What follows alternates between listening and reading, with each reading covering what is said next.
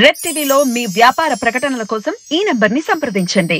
ప్రస్తుతం మనతో పాటు సీనియర్ జర్నలిస్ట్ దావు బాలాజీ ఉన్నారు. ఆయనతో మాట్లాడదాం. సార్, ఈ రోజు విశ్వక్సేన్ మూవీ గామి రిలీజ్ అయింది. దీని రివ్యూ ఎలా ఉంది సార్? విశ్వక్సేన్ మనకి ఒక డిఫరెంట్ యాక్టర్గా చెప్పుకోవచ్చు. ముఖ్యంగా అతను ఒక అంటే బడ్జెట్ వైజ్ తీసుకున్నప్పుడు ఒక బిగ్ గ్రేడ్ వేసుకోవచ్చు. సో కానీ అతనికంటూ ఒక స్థానాన్ని ఏర్పరచుకున్న high energy, loud and clear acting, అలాంటి ఒక డిఫరెంట్ బ్యాక్డ్రాప్లో సినిమాలు చేయడం, ఇలా అతను ఇప్పటివరకు మనకి పరిచయం అయ్యాడు. అయితే ఈ సినిమా కంప్లీట్గా ఒక డిఫరెంట్ జాన్రాలో తీసుకున్నారు వాళ్ళు. సో ఈ సినిమా రివ్యూ ఎలా ఉందని చూస్తే ప్రధానంగా మనకి యాక్టర్స్ ఎక్కువ మంది పేర్లు తెలియదు. విశ్వక్సేను, చాందిని చౌదరి, అభినయ వీళ్ళు మెయిన్ కాస్టింగ్. ఇక director first time director Vidyadhar Kagita, Vishwanath Reddy cameraman, Naresh Kumar music director. ఇక ఇది విషయానికి వస్తే విశ్వక్సేన్కి అతని పేరు శంకర్. సినిమాలో శంకర్కి ఒక విచిత్రమైన ఒక హెల్త్ కండిషన్ ఉంటుంది.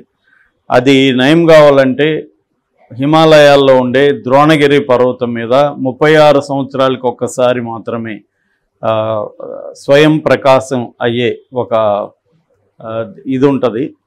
అవన్నీ నేను అంటే కథలో రివీల్ చేయట్లేదు, సో సర్ప్రైజ్ ఎలిమెంట్ పోతుందని. సో దాన్ని తను వెళ్ళి ఈ పక్షం రోజుల లోపల దాన్ని పట్టుకొని అక్కడికి వెళ్ళి దాన్ని చేస్తే జబ్బు నయం అవుతుంది, లేకపోతే మళ్ళీ 36 సంవత్సరాలు ఆగాలి. ఇది కండిషన్. సో ఈ కండిషన్కి ఇతను బయలుదేరి అక్కడికి వెళ్తాడు. అక్కడ ఇతను ఎలాంటివి హర్డిల్స్ ఫేస్ చేశాడు ఏందనేది బేసిక్గా ఇతని కథ. ఇక దీంతో పాటు ఇంకొక 2 సబ్ ప్లాట్లు ఉంటాయి. ఒక దేవదాసి అమ్మాయిది ఉంటుంది, ఆ అమ్మాయిని పట్టుకోవడానికి ఊర్లో ట్రై చేస్తుంటారు. ఇంకొక బంధించబడిన ఇంకొక వ్యక్తి ఉంటారు. ఇలాగ వీళ్ళిద్దరి సబ్ ప్లాట్స్ ఉంటాయి. ఈ సబ్ ప్లాట్స్కి శంకర్ ప్లాట్కి ఉన్న కనెక్షన్ ఏందనేది సినిమాలో మనం చూడాలి. బేసిక్గా అంటే మన కథగా చెప్పుకోవడానికి అయితే ఇంతే ఉంటుంది. అయితే దీన్ని ఎలా నడిపాడు సినిమాలో అన్నప్పుడు యాక్చువల్గా డైరెక్టరు ఎక్కడ కూడా కథని అంటే మెయిన్ ప్లాట్ ఏదైతే వేసుకున్నాడో దాన్ని వదిలి బయటికి వెళ్ళలేదు. సోది కానీ ఇంకేమీ లేదు, దీని మీదనే నడిపాడు. ఈ 3 ఫ్లాట్ల మీద మెయిన్ ఫ్లాట్ అయితే ఇతంది, విశ్వక్సేన్ది. నిజానికి ఇది వెరీ ఇంట్రెస్టింగ్, వినడానికి కూడా ఇంట్రెస్టింగ్. ఎందుకంటే ఒక రేర్ హెల్త్ కండిషన్ ఉంటుంది, ఆ రేర్ హెల్త్ కండిషన్కి రేర్ సొల్యూషన్ ఉంటుంది, ఆ రేర్ సొల్యూషన్కి టైం బౌండ్ ఉంటుంది. విత్ ఇన్ ద టైంలో ఏర్పడడానికి హీరోకి అంటే ప్రొటాగనిస్ట్కి అనేక హర్డిల్స్ ఉంటాయి.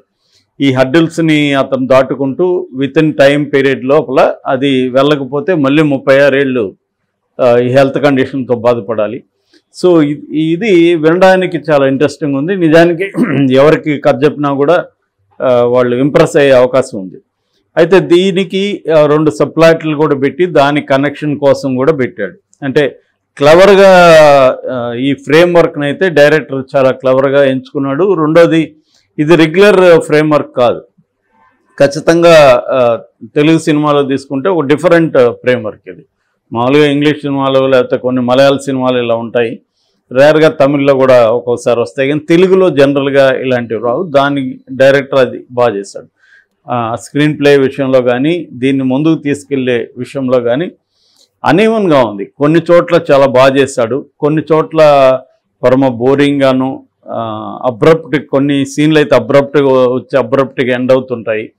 కొన్నిసార్లు ఏమో అతను కామెంట్ పెట్టాడు, ఫస్ట్ హాఫ్ అంతా నాకు స్లీపింగ్ ట్యాబ్లెట్ లాగా ఉందని. సో అట్లా కూడా ఫీల్ అవుతున్నారు కొంత. అంటే మెయిన్ ఇది ఏంటంటే తక్కువ క్యారెక్టర్ ఉండడం, ఒక లొకేషన్ కూడా అది వ్యాస్ట్గా ఉన్నా కూడా ఒక హిమాలయ ఇదే. అటువంటిప్పుడు ఏమవుతుందంటే ఏముండాలంటే వాట్ హ్యాపన్స్ నెక్స్ట్ అనే ఒక ప్లాట్ ఇంట్రెస్ట్ అంటారు. ఆ ప్లాట్ ఇంట్రెస్ట్ ఉండాలంటే వేగం ఉండాలి కథలో. ఆ వేగం అనేది లోపించింది. మామూలుగా మనకి ఇలా స్లో మూవీస్ చూసే అలవాటు ఉన్నవాళ్ళు అయితే చూడొచ్చు ఇది.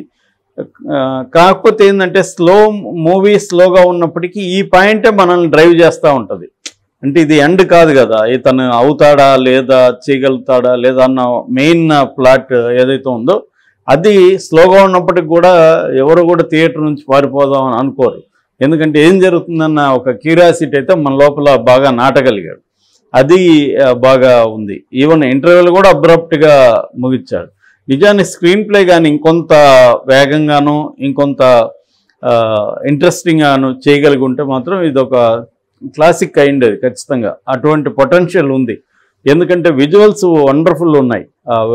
హిమాలయన్ విజువల్స్ అవన్నీ కూడా డైరెక్టర్ విశ్వనాథ్ రెడ్డిని కానీ ప్రొడక్షన్ డిజైనర్ కానీ వీళ్ళందరూ మెచ్చుకోవాలి. ఖచ్చితంగా చాలా బాగున్నాయి.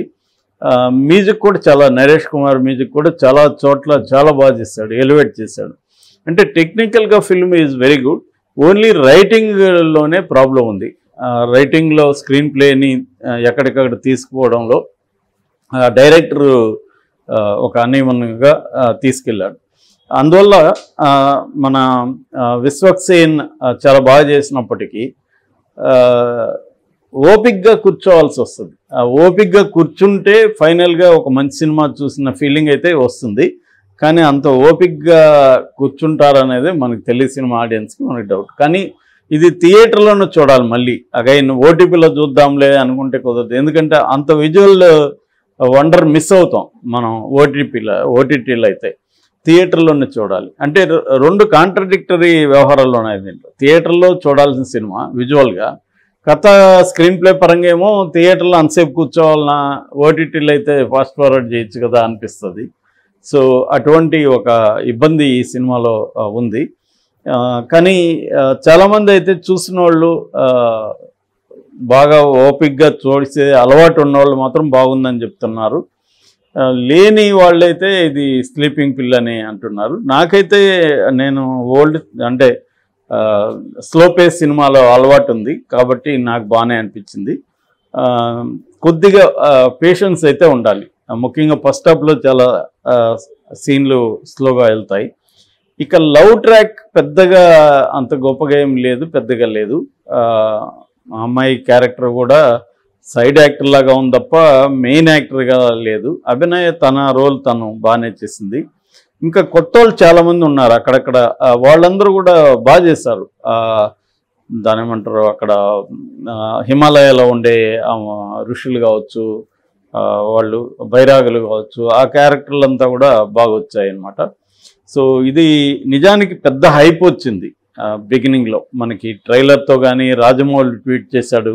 అంటే 4 ఏళ్ళు తీశారు దీన్ని, ఎంత కష్టపడ్డారు అదంతా కనబడుతుంది విజువల్గా తీస్తే. ముఖ్యంగా ఒక ఐస్ మౌంటైన్ దగ్గర ఒక యాక్షన్ సీక్వెన్స్ ఉంది, అది విత్ రోప్ చాలా బాగా వచ్చింది. అది అక్కడ గ్రాఫిక్స్ కూడా చాలా బాగా వచ్చాయి.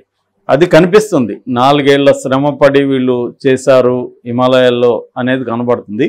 బట్ బాధేసేది ఏంటంటే ఇంత బాగా చేసి ఎమోషనల్ కనెక్షన్ లేకుండా పోయింది. అది మేజర్ ప్రాబ్లం. ఇతను కూడా ఏంటంటే మామూలుగా అయితే ఇతను లౌడ్గా ఉంటుంది ఇతను యాక్టింగ్, విశ్వక్సేన్. దీంట్లో అట్లా కాకుండా very subtle, very sad, very moody అలా ఉంటుంది అనమాట. అది చాలా కాంట్రాస్ట్ చేయగలిగాడు అతనైతే. అంటే ప్రయోగం చేయడానికి అతను కూడా బాగా చేస్తాడు. డైరెక్టరు హీరోని మనం ఖచ్చితంగా మెచ్చుకోవాలి ఇలాంటి సినిమా చేసిన దానికి. ఎందుకంటే ఇవి ఎప్పుడంటే అప్పుడు చేయరు, ఖచ్చితంగా ఎంకరేజ్ చేయాలి, మెచ్చుకోవాలి. ఓపిక్గా చూస్తే మాత్రం అందరికి కూడా ఇది సినిమా మంచి సినిమా తీశారన్న ఫీలింగ్ అయితే వస్తుంది ఖచ్చితంగా. నాకు తెలిసి ఇది ఓటీటీలో థియేటర్ కంటే కూడా ఓటీటీలో బాగా ఆడుతుంది. ఎందుకంటే కనీసం ఎక్కడైనా బోర్ ఉంటే నెట్టేయచ్చు. కానీ ఎవరు కూడా సినిమానైతే మాత్రం ఆఫ్ చేయరు ఓటీటీలో కూడా. ఎందుకంటే ఆ క్యూరియాసిటీ ఉంటుంది, ఇతనికి ఏమవుతుంది ఎండ్కి అనేది. అట్లాంటి పెయిన్ని, అట్లాంటి ఇదిని మనకు వర్కౌట్ చేశాడు ఆ క్యారెక్టర్లో. విశ్వక్సేన్ కూడా మనకి ఒక రియల్ పర్సన్ లాగా మనకు ఫీల్ అవుతుంది తప్ప విశ్వక్సేన్ని చూస్తున్నట్టుగా ఉండదు. అంటే ఒక హీరోనో ఆర్టిస్ట్ని చూస్తున్నట్టు ఉండదు, క్యారెక్టర్ కనబడుతుంది మనకి. సో ఆ ఫీల్ అయితే తీసుకొచ్చాడు. ఖచ్చితంగా డైరెక్టర్ని అప్రిషియేట్ చేయాలి. ఒక డిఫరెంట్ ఆనెస్ట్ డిఫరెంట్ మూవీని మనకి ఇచ్చిన దానికి నా రేటింగ్ 2.75 out of 5.